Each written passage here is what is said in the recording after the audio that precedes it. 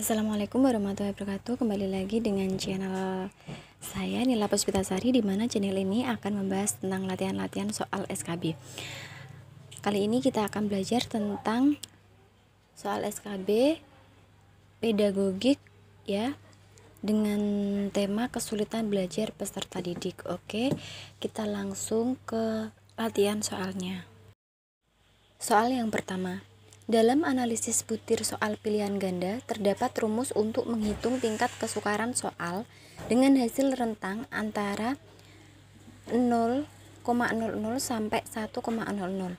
Ketika dalam suatu analisis butir soal dari perhitungan dihasilkan angka 0,00, maka artinya soal tersebut adalah A. mudah, B. sedang, C. sulit, D. sangat mudah.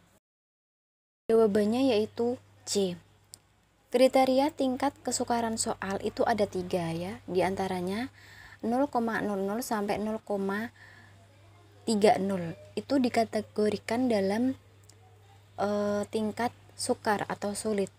Selanjutnya yang kedua yaitu 0,31 sampai 0,70 yang artinya yaitu sedang, dan yang terakhir atau ketiga yaitu 0,71 sampai 1,00 yang artinya yaitu mudah. Seperti itu. Jadi kriteria tingkat kesulitan soal itu ada 3 ya Bapak Ibu, sukar atau sulit, sedang, dan mudah. Soal berikutnya. Setiap individu tidak sama.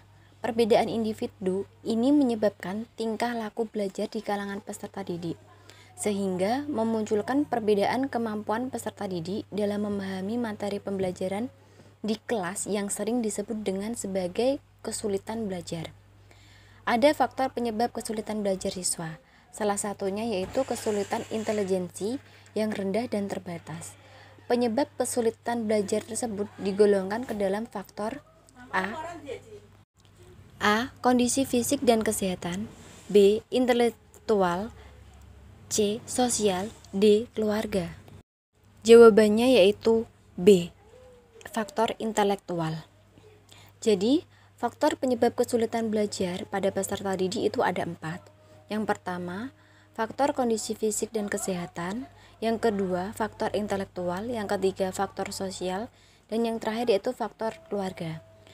Faktor kondisi sosial itu faktor kondisi fisik dan kesehatan itu termasuk kondisi kelainan seperti kekurangan gizi pada ibu hamil, bayi, dan anak, terus kerusakan susunan dan fungsi otak, serta penyakit persalinan.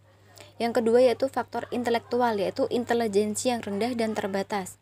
Yang ketiga yaitu faktor sosial, pengaruh teman bermain, pergaulan, dan lingkungan sekitar. Dan yang terakhir yaitu faktor keluarga, seperti keadaan keluarga yang tidak baik dan kekurangan dukungan belajar dari orang tua. Biasanya ini kayak akibat perceraian atau masalah keluarga lainnya, seperti itu.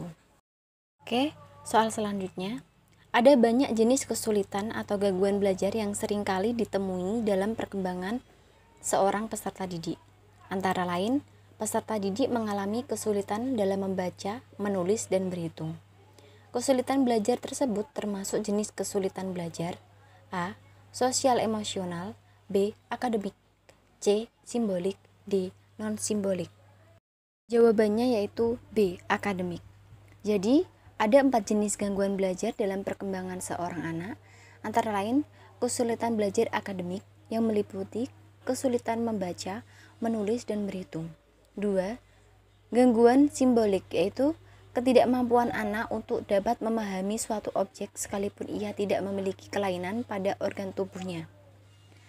Yang ketiga, gangguan non-simbolik, yaitu ketidakmampuan anak untuk memahami isi pelajaran karena mengalami kesulitan untuk mengulangi kembali apa yang telah dipelajarinya. Dan yang keempat, gangguan sosial emosional, yaitu gangguan yang berasal dari lingkungan dan emosi dari diri anak. Cara mengatasi kesulitan belajar seharusnya berdasarkan gejala yang teramati dan faktor penyebab kesulitan belajar. Jika kesulitan belajar itu timbul karena materi bersifat abstrak sehingga sulit dipahami siswa, upaya yang dilakukan guru antara lain: A. Mengatur tempat duduk siswa, B. Melaksanakan program remedial, C. Menggunakan alat peraga atau media belajar. D. Menciptakan suasana belajar yang menyenangkan. Jawabannya yaitu C. Jika kesulitan belajar itu timbul karena materi bersifat abstrak, sehingga sulit dipahami siswa, upaya yang dilakukan guru yaitu menggunakan media atau alat peraga dalam pembelajaran. Oke, soal yang terakhir. Permasalahan sosial emosional dalam belajar yang dialami siswa sangat beragam. Salah satunya adalah peserta didik cenderung pendiam, pasif, dan mudah tersinggung. Mereka tidak berani bertanya atau menjawab karena mereka merasa tidak mampu dan cenderung kurang berani bergaul serta suka menyendiri. Permasalahan yang dialami siswa tersebut adalah A. Hiperaktif, B. Distractibility child, C. Poor self-concept, D. Impulsif. Jawabannya yaitu C. Poor self-concept. Peserta didik itu artinya peserta didik cenderung bersifat pendiam, pasif, dan mudah tersinggung. Mereka tidak berani bertanya atau menjawab karena merasa tidak mampu dan cenderung kurang berani bergaul serta suka menyendiri. Terima kasih untuk pembelajaran kali ini tentang SKB khususnya pedagogik dengan tema kesulitan belajar peserta didik. Semoga video ini bisa membantu belajar teman-teman. Oke, terima kasih. Wassalamualaikum warahmatullahi wabarakatuh.